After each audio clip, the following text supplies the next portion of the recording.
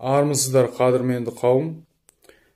Бүгін ұшты деген қазақтың дәстүрлі ойынына туториал жазамын. Егер де сіз балалық шағыңызда ойнаған болсаңыз, сіз білесіз оны. Бұны жаңағындай өзіңіздің жанұяңыздың ортасында достарының немесе құрбы-құрдастарыңызбен бірге қызықты болсын деп ойнай аласыздар. Сіздерге ережені қысқаша түсіндіре кетемін.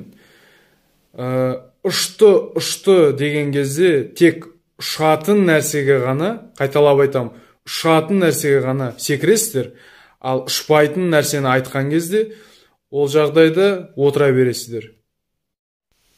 Ережесі мынандай. Құрамы 5-6 адамнан тұратын шеңбер құрасыздар. Шеңбердің дәл ортасында ұшты деп айтатын санағыш адам тұрады. Шеңбердің сыртында дұрыс ұшпағандарды ойыннан шығаратын әділғазы тұрады. Отырыңыздар. Ұшты дегенге дайындаласыздар. Секіресіздер, қайтадан отырасыздар. Тек ұшатын нәрсеге ғана секіресіздер, ұшпайтынға отырасыздар. Ал бастаймыз. Ұшты, қарғашты. Қайтадан отырамыз. Ұшты, сауысқаншты. Қайтадан отырамыз. Ұшты, бақашты. Қайтадан отырамыз.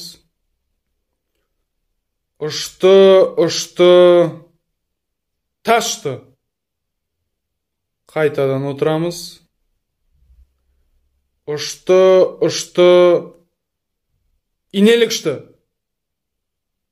Қайтадан отырамыз. Ұшты, жыланышты. Қайтадан отырамыз. Ұшты, қоянышты. Қайтадан отырамыз. Ұшты, торғайшты. Қайтадан отырамыз. Ұшты, жылқышты. Қайтадан отырамыз. Ұшты, бүркітшті. Қайтадан отырамыз. Ұшты, сиыршты. Қайтадан отырамыз.